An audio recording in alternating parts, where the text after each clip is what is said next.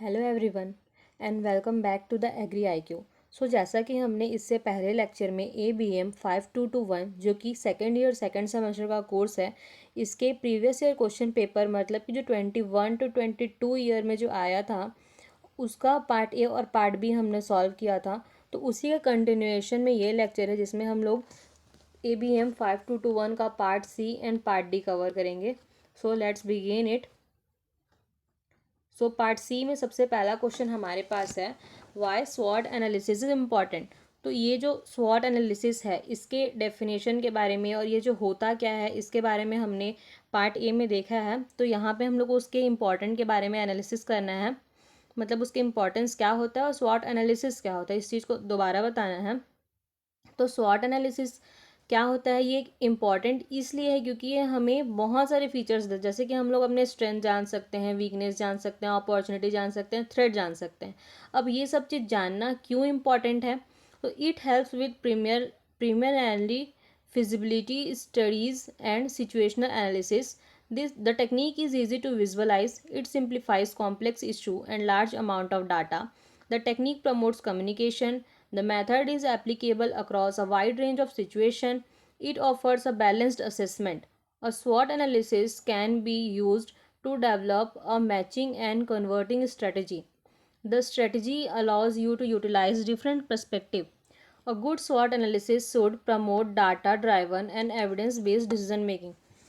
मतलब कि जब हम लोग स्वॉट एनालिसिस करते हैं तो जो भी सिचुएशन जो आने वाली है, मतलब फ्यूचर प्रोस्पेक्ट को हम लोग जानते हैं, जो हमारे ऑर्गेनाइजेशन का जो स्ट्रेंथ है उस पॉइंट को लेके हम उसको इम्प्रूव करते हैं, तो यह करता है हम लोग को चीज़ों को विजुअलाइज करने में हेल्प करता है।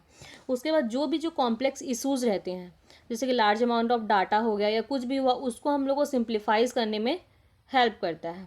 उसके बाद ये कम्युनिकेशन को प्रमोट करता है। कैसे प्रमोट करेगा, अगर हम लोग किसी के स्ट्रेंथ के बारे में जान रहे हैं, हम लोग कंपेयर करेंगे, तो अगर हम लोग किसी और इंस्टीट्यूट या किसी और ऑर्गेनाइजेशन के स्ट्रेंथ के बारे में कंपेयर करते हैं, मतलब उससे कंपेयर करते हैं, तो हम उनसे जाहिर सी बात है कम्युनिकेट करेंगे, तो ये कम्युनिकेशन को प्रमोट करता है।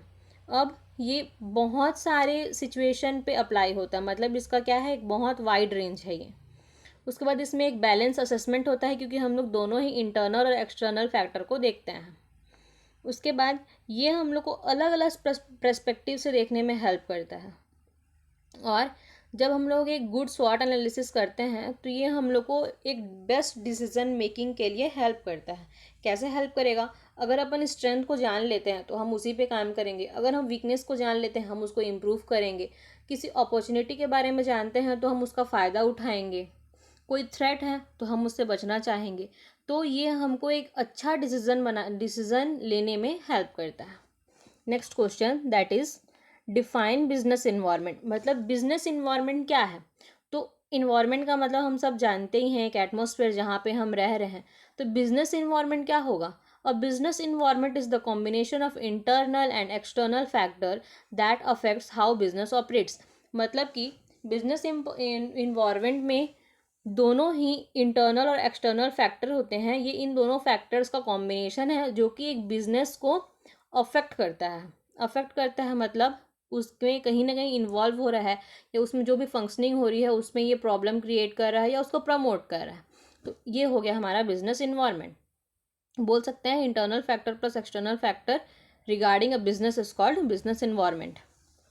तो इसमें क्या होता है, क्या क्या रहता है बिजनेस इन्वायरमेंट में, क्या इन्वॉल्व करता है, ये सोशल फैक्टर्स आएंगे, जो इकोनॉमिक और इंस्टीट्यूशनल कंडीशंस है वो आएगा, एम्प्लॉयज़ आएंगे, कस्टमर्स, स्टेक होल्डर और दूसरे ऑर्गेनाइजेशंस जो हैं वो सब इसमें आएंगे, क्योंकि इन सब से अफेक्ट होता है कि हमारा बिजनेस कैसे रन हो रहा है।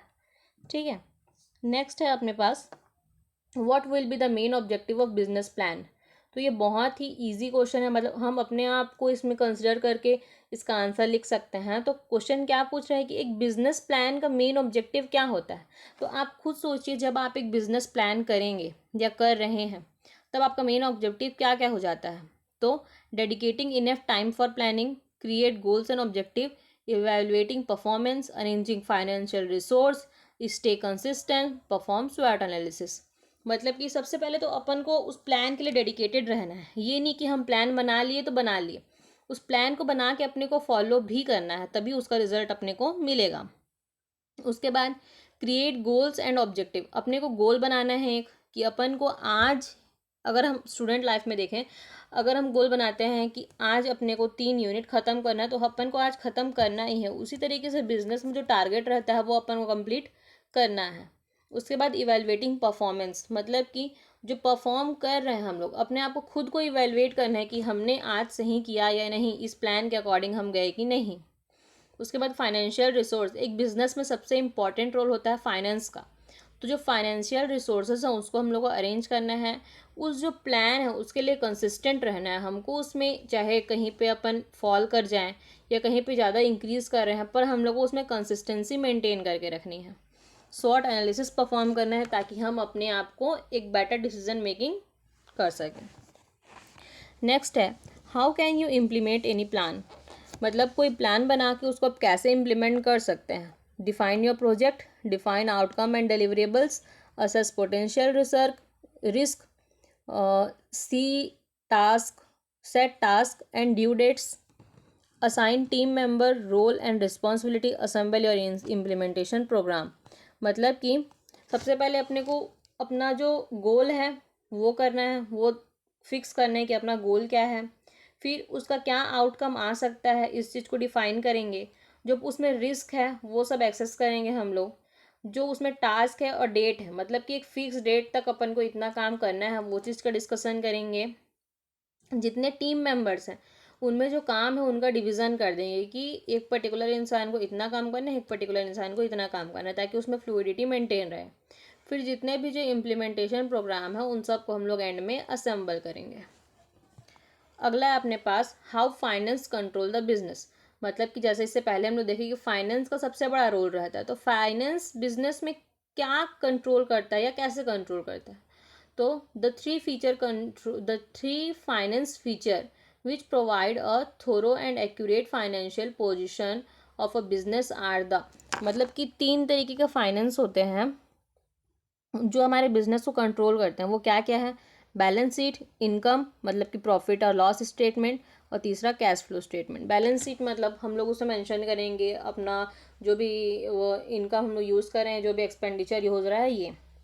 उसके बाद जो प्रॉफिट और लॉस का स्टेटमेंट है ये एक बुक बनाएंगे हम लोग। उसके बाद अपन कैश फ्लो स्टेटमेंट का बनाएंगे कि कितना उसमें अपन कैश यूज़ कर रहे हैं। ठीक है, तो ये कंट्रोल करता है हमारे बिजनेस को। How can you manage sales and promotion, हम लोग सेल्स और प्रमोशन को कैसे मैनेज कर सकते हैं, मतलब अपने जो प्रोडक्ट है उसको कैसे प्रमोट कर सकते हैं, उसको कैसे सेलिंग उसका बढ़ा सकते हैं। तो sales and promotion can be manage by following promotion ideas. तो कुछ नीचे आइडियाज़ हैं जिनसे हम लोग सेल्स को प्रमोट कर सकते हैं, जो हैं give an adequate range of discount, target sales promotion to the right people, take advantage of the shopping holiday, create a sense of urgency, develop a loyalty program, use sales promotion to generate leads, offer free shipping। मतलब कि कुछ steps लेना है हम लोग को जिससे हमारा जो सेल है वो प्रमोट हो सके, मतलब उनमें ज़्यादा से ज़्यादा सेलिंग हो, उसका प्रमोशन हो, वास्ट रेंज में पहुंच सके। तो सबसे पहले एक बेटर डिस्काउंट देना है अपने को, जो राइट पीपल हैं उनसे अपने को सेलिंग करनी है। एडवांटेज मतलब जो शॉपिंग हॉलीडेज़ हैं उनका एडवांटेज लेना है, जैसे कि अगर जो हॉलीडे का दिन है क्योंकि उस दिन ज़्यादा पब्लिक आती है, अपन क्या करें कोई ऑफ़र लगा दें ताकि हमारा सेलिंग बढ़ सके। जो अर्जेंसी है मतलब इस तरीके के उसको प्रमोट करना है कि लोगों को लगे कि ये चीज़ अपने पास होना ही चाहिए, ये बहुत अर्जेंट है। उसके बाद एक लॉयल्टी प्रोग्राम, मतलब हमारे प्रोडक्ट से एश्योर हो कस्टमर, उससे उनको कोई भी दिक्कत ना हो, इस चीज़ को अपने को श्योर करना है। उसके बाद प्रमोशंस यूज़ करने हैं, जैसे कि एड्स वगैरह हो गए, पम्पलेट्स वगैरह हो गए, इनका यूज़ करना है। और लास्ट में अगर ऑनलाइन टाइप का कुछ चीज़ है तो अपने को फ्री शिपिंग देना है। फिर वाटर मैनेजमेंट फंक्शन, मैनेजमेंट के क्या क्या फंक्शन होते हैं। तो जो बेसिक 7 फंक्शन है वो है planning, organising, staffing, directing, coordinating, reporting, budgeting. अब इनमें से बहुत सारे का डेफिनेशन हम लोग पार्ट ए में देख चुके हैं, तो इसको हम दोबारा डिस्कस नहीं करेंगे। अगला क्वेश्चन है व्हाट इज़ मार्केटिंग मैनेजमेंट, कि मार्केटिंग मैनेजमेंट क्या होता है।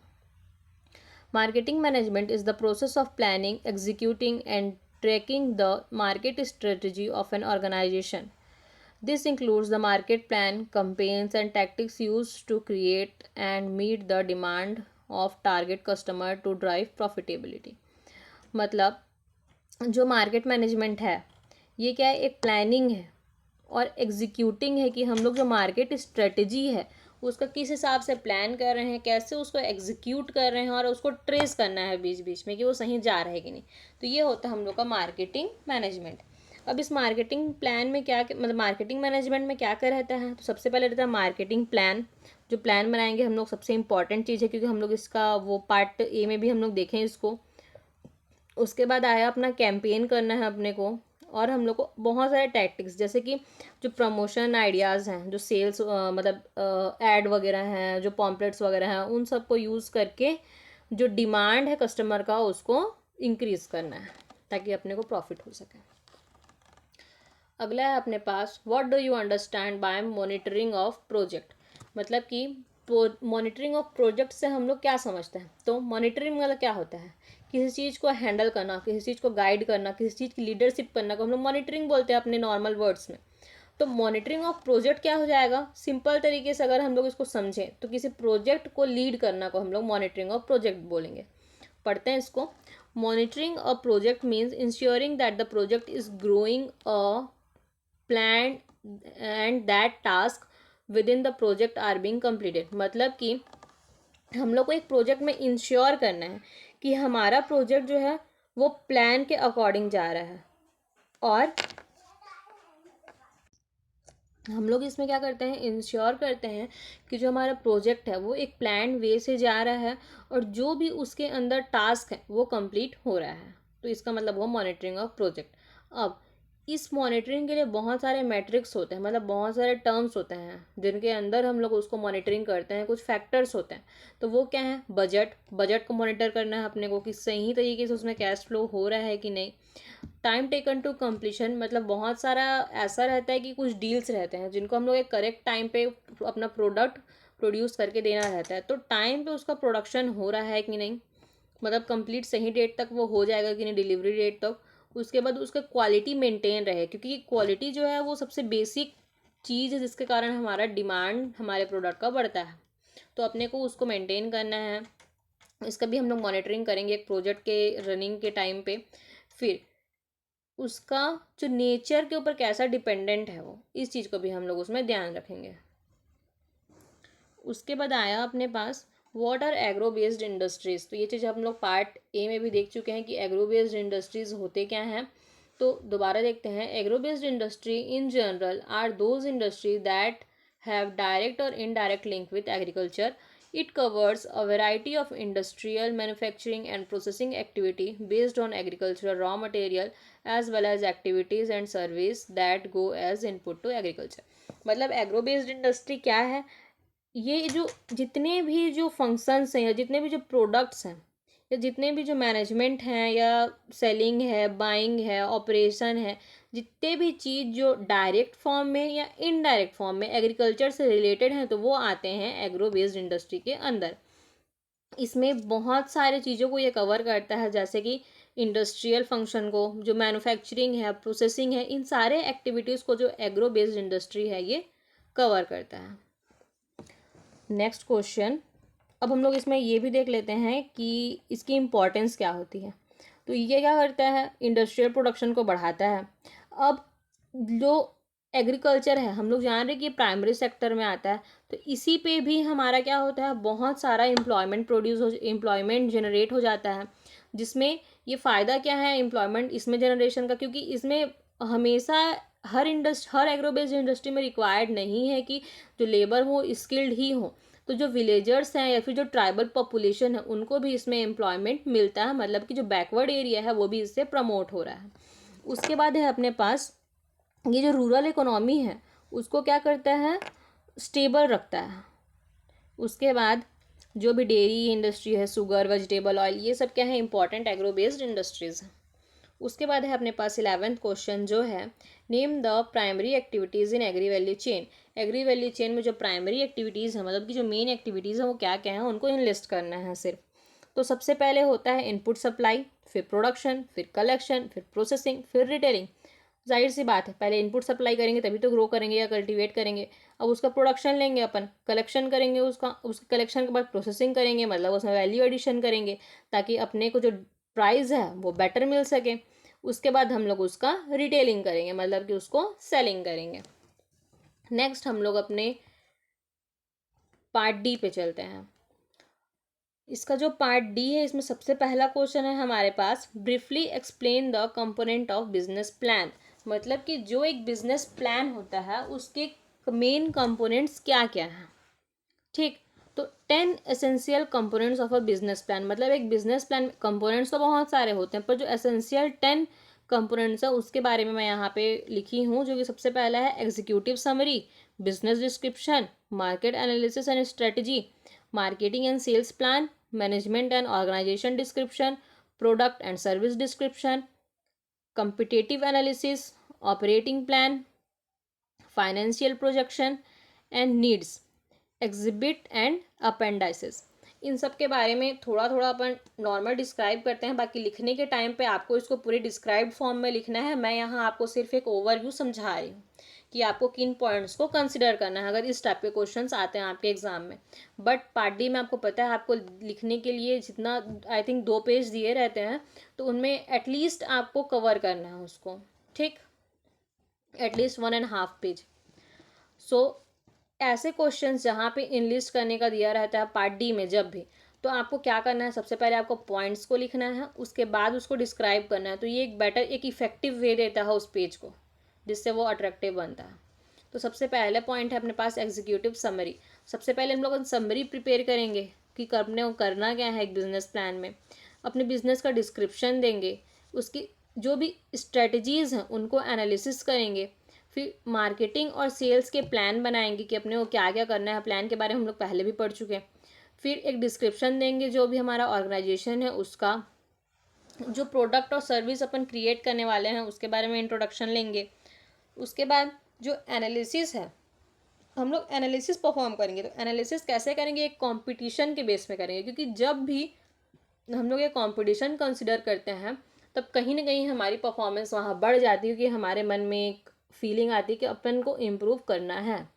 ठीक है, उसके बाद जो फाइनेंशियल प्रोजेक्शन है या जो भी नीड्स है उनको भी अपन कंसिडर करेंगे, उसके बाद एग्जिबिट करेंगे। ठीक, तो ये होता है हमारे बिजनेस प्लान का कंपोनेंट। नेक्स्ट क्वेश्चन है हमारे पास, what is importance of agri business in Indian economy. Agri business का इंपॉर्टेंस हम लोग पार्ट सी के क्वेश्चन में भी देखे हैं, बहुत सारे पॉइंट्स। उन सारे पॉइंट्स को भी आपको कंसिडर करना है, प्लस यहाँ पे एक डेटा के फॉर्म में मैंने दिया है आंसर। इन डेटा को जब भी हम लोग आंसर में इंक्लूड करते हैं तो हमारा आंसर ज़्यादा एक्यूरेट और ज़्यादा इफेक्टिव नज़र आता है। ठीक, तो अपन को क्या याद रखना है कि जो भी ये जो सेक्टर है ये 49.6% एम्प्लॉयमेंट जनरेट करता है। इससे क्या समझ रहे हैं हम लोग, 49.6 मतलब कि ये नियरली 50 ही है, तो आधा एम्प्लॉयमेंट तो इसी से जनरेट हो रहा है। ठीक, अब ये जो एम्प्लॉयमेंट है ये सीजनल होता है। ठीक है, और ये हमारे इंडिया हो गया 17% जीडीपी, हमारे इंडिया के जीडीपी में ये कंट्रीब्यूट करता है। और हम लोग को ये भी पता है कि जो इंडिया है वो डाइवर्स एग्रीकल्चर सेक्टर है। ठीक, तो ये एग्री बिजनेस क्या करता है, इसको सीरियल्स, शुगर, मिल्क, इन सब के प्रोडक्ट को क्या करता है, प्रोड्यूसर को मोटिवेट करता है और इंक्रीज करता है प्रोडक्शन को। नेक्स्ट क्वेश्चन है हमारे पास, explain different type of industries. जो वेरियस टाइप ऑफ इंडस्ट्रीज हैं उनको एक्सप्लेन करना है। सबसे पहले हम लोग इसमें देखते हैं कि इंडस्ट्री ही क्या होता है। तो industry a group of productive enterprise और ऑर्गेनाइजेशन दैट प्रोड्यूस और supply good, service and source of income in economics. मतलब सबसे पहले इंडस्ट्री क्या है, तो इंडस्ट्री एक प्रोडक्टिव इंटरप्राइज है, मतलब एक ऐसा ऑर्गेनाइजेशन है या ऐसा इंटरप्राइज है जो कुछ प्रोड्यूस कर रहा है, मतलब कि ये प्रोडक्टिव है। तो ये क्या प्रोड्यूस करता है, गुड्स, सर्विस या फिर सोर्स ऑफ इनकम। ठीक है, इंडस्ट्री है मतलब वहाँ पे लेबर रिक्वायर्ड है, लेबर रिक्वायर्ड है तो इनकम का सोर्स वो बन जाता है। गुड्स प्रोड्यूस करेगा एंड सर्विस प्रोड्यूस करेगा। उसके बाद हम लोग देखते हैं in economics industries are customarily classified as primary, secondary and tertiary, मतलब टाइप्स ऑफ इंडस्ट्री हमारे में पूछा गया है। तो जब हम लोग इकोनॉमिक के बेसिस पे देखते हैं तो इंडस्ट्री को 3 तरीके में क्लासीफाई किया गया है, प्राइमरी, सेकेंडरी और टर्सरी। प्राइमरी इंडस्ट्री में क्या होता है, ये रॉ मटेरियल्स को एक्सट्रैक्ट करता है, ठीक है। फिर सेकेंडरी इंडस्ट्री में क्या होगा, ये उसको कन्वर्ट करेगा, मतलब जो रॉ मटेरियल हैं उनको क्या करेगा, उनमें वैल्यू एडिशन करेगा या प्रोसेसिंग करेगा। मतलब कि जब कोई रॉ चीज़ है तो उसको खाने लायक बनाएगा, ये बोल सकते हैं हम। जैसे कि एग्जांपल के लिए, जब कोई जैसे हमारा स्टेपल फूड राइस है, तो जब एक फार्मर उसको प्रोड्यूस करता है तो वो क्या रहता है, ग्रेन के फॉर्म में रहता है, ठीक है। अब उसके बाद सेकेंडरी इंडस्ट्री क्या करेगा, उसको कन्वर्ट करेगा, मतलब जो एक हस्क होता है उसको उसमें से निकाल के वो एक राइस बनाएगा, एडिबल राइस, जिसको हम लोग कंज्यूम कर सकते हैं। तो ये हुआ सेकेंडरी इंडस्ट्री का काम। अब थर्ड इंडस्ट्री अपने पास टर्सरी इंडस्ट्री। ये क्या करता है, ये उसको सर्विस प्रोवाइड करता है जो कि इनटेंजिबल हैं, ठीक। मतलब कि इसमें आ सकते हैं अपने जो ट्रांसपोर्टेशन वाले वर्क्स हैं। अब राइस प्रोड्यूस कर लिया एक मील, हम लोग समझ सकते, सेकेंडरी इंडस्ट्री हम लोग उसको मील ले लेते हैं, ठीक।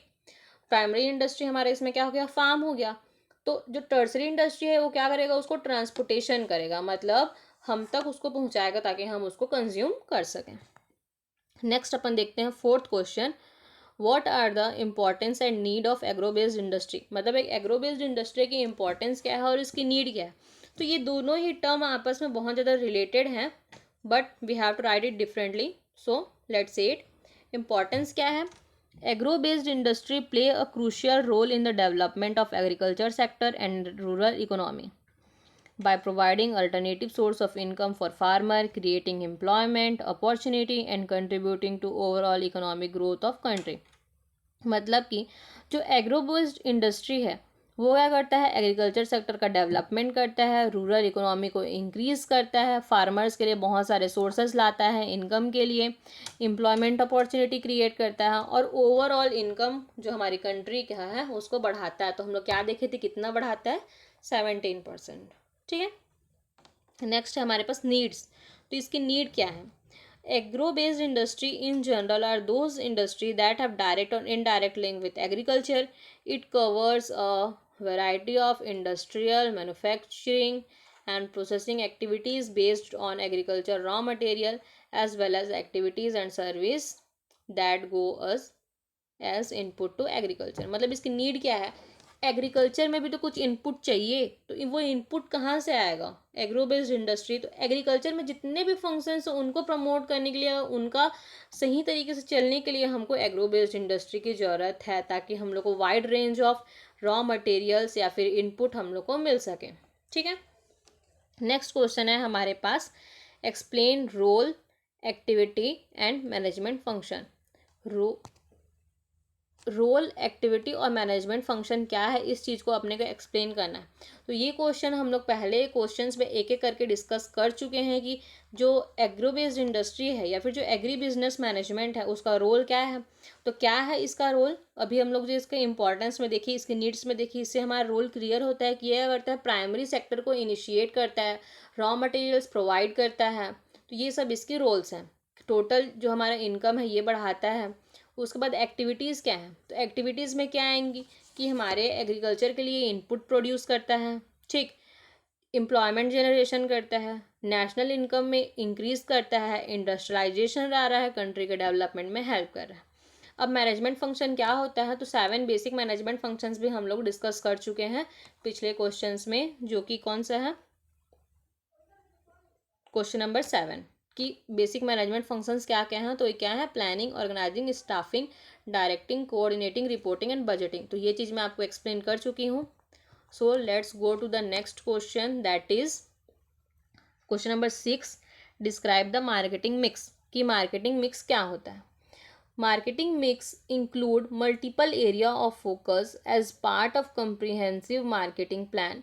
The term often refers to common classification that began as the 4P। Marketing mix को 4P के फॉर्म 4Ps भी बोला जाता है, ठीक है। ये क्वेश्चन इंपॉर्टेंट है, अगर आपको पूछता है 4P क्या है तब भी आपको इसी आंसर को लिखना है। तो मार्केटिंग मिक्स क्या है, इसमें जो हमारे मार्केटिंग के अलग अलग एरियाज हैं, ठीक, मल्टीपल एरिया को इंक्लूड करता है हमारा मार्केटिंग मिक्स। मिक्स से हम लोग क्या समझते हैं, बहुत सारे चीज़ों जब एक साथ रहता है वो मिक्स है। तो मार्केटिंग में जो मार्केटिंग अलग अलग जो मार्केटिंग एरियाज हैं, अलग अलग फोकस है या फिर पार्ट है, उनको जो इंक्लूड करता है साथ में, वो है हमारा मार्केटिंग मिक्स। तो जो फोर पीज हैं, फोर पीज, ठीक, ये क्या क्या है हमारा, product, price, placement and promotion. इन सब को जब हम लोग टुगेदर कंप्रिहाइज करते हैं तो ये हमारा बनता है मार्केटिंग मिक्स। अब ये जो चार टर्म है, प्रोडक्ट, प्राइस, प्लेसमेंट, प्रमोशन, ये सब चीज़ से आप लोग वाकिफ़ है, मेरे को आई डोंट थिंक इसको एक्सप्लेन करने की ज़रूरत है। प्रोडक्ट क्या होता है, किसी भी जो फाइनल गुड हम लोग प्रोड्यूस कर रहे हैं, जिसको कंज्यूम करना है, वो है हमारा प्रोडक्ट। प्राइस मतलब जब हम लोग प्राइसिंग डिस्कस किए थे पार्ट बी में, तब मैंने अच्छे से बताया था कि प्राइस क्या है, जो उसके वैल्यू को फिक्स कर रहा है, उसकी डिमांड को फिक्स कर रहा है, वो प्राइस हो गया। ठीक, जो हम लोग क्या है हमको पे करना है, वो प्राइस है। प्लेसमेंट क्या है कि उसका स्टैंड क्या है मार्केट वैल्यू में। और प्रमोशन क्या है, अभी हम लोग सेल्स एंड प्रमोशन वाले आंसर में देखें। ठीक है, अगला क्वेश्चन और हमारा last question, describe the project evaluation technique. जो प्रोजेक्ट इवेल्युएशन के वेरियस टेक्निक्स हैं कि प्रोजेक्ट को कैसे इवेल्युएट किया जाता है, उसको हम लोग को यहाँ पे डिस्क्राइब करना है। सबसे पहले है net present value, internal rate of return, benefit cost ratio जिसको हम लोग बोलते हैं profitability index, playback period, accounting rate of return. तो इनके बारे में एक एक करके आपको लिखना है, ज़्यादा कंटेंट मतलब बढ़ा के लिखना है इनके बारे में, क्योंकि डिस्क्राइब करने बोला है। जब इनलिस्ट बोला गया आपको सिर्फ इनलिस्ट करना है, पर यहाँ पे डिस्क्राइब बोला गया है। तो सबसे पहला हम लोग देखते हैं नेट प्रेजेंट वैल्यू, जिसका शॉर्ट फॉर्म होता है एनपीवी। ये क्वेश्चन फुल फॉर्म के फॉर्म में भी पूछा जा सकता है कि एनपीवी का फुल फॉर्म लिखना है अपने को। तो इसको याद रखना है, क्या है, net present value. Net present value क्या है, अभी जो मार्केट में हमारे प्रोडक्ट की वैल्यू है उसको हम लोग को इवेलुएट करना है। इंटरनल रेट ऑफ रिटर्न मतलब जो रेट ऑफ रिटर्न हमको क्या मिल रहा है, उस हिसाब से हम लोग को प्रोजेक्ट का इवेलुएट करना है। बेनिफिट कॉस्ट रेशियो, अपने को उसका फाइंड आउट करना है कि उसमें जो बेनिफिट, उसको जो कॉस्ट है और उसके पर्सपेक्टिव में हमको बेनिफिट कितना हो रहा है, ताकि हम लोग उसका आगे हम लोग ये जान सकते हैं ना इससे कि अपने को प्रॉफिट हो रहा है या लॉस हो रहा है। पता चल रहा है हम कुछ प्रोड्यूस कर रहे हैं और हम लॉस में भी हैं, तो हमारे लिए वो नुकसानदायक है। तो अपने को बेनिफिट कॉस्ट रेशियो इवेलुएट करना है। उसके बाद प्लेबैक पीरियड मतलब हमारे प्रोडक्ट की वैल्यू कंटिन्यू है या नहीं, ठीक, मतलब मार्केट में स्टैंड। उसके बाद रेट ऑफ रिटर्न को इवेलुएट करना है। ये हुआ हमारा प्रोजेक्ट इवेलुएशन टेक्निक्स। और पार्ट डी में मैंने जितने भी आंसर लिखे हैं यहाँ पे मैंने आपको उसको डिस्क्राइब किया है ना, उसको एक्सप्लेन किया है। पर आपको लिखना क्या है, जैसे कि एग्जाम्पल के जो क्वेश्चन नंबर 7 है, मैंने सिर्फ यहाँ बेसिक 5 पॉइंट्स लिखे हैं। पर जब आप अगर ऐसे क्वेश्चन एग्जाम में आते हैं तो ये नहीं कि आपको सिर्फ इन 5 पॉइंट्स को लिखना है, आपको उसको एक अच्छे फॉर्म में डिस्क्राइब करके लिखना है, तभी आपका आंसर इफेक्टिव रहता है और मार्क्स ज़्यादा मिलते हैं। ठीक है, तो this was all about today. We have completed our lecture. So best of luck for your exam and please subscribe to my channel, क्योंकि आगे जो भी आपके एग्ज़ाम्स हैं I will give this series to you, जिससे आपको बहुत सारे बेनिफिट होंगे, आई नो, एंड आपको भी पता है ये चीज़। So please subscribe to my channel and share it with your friends too. Thank you.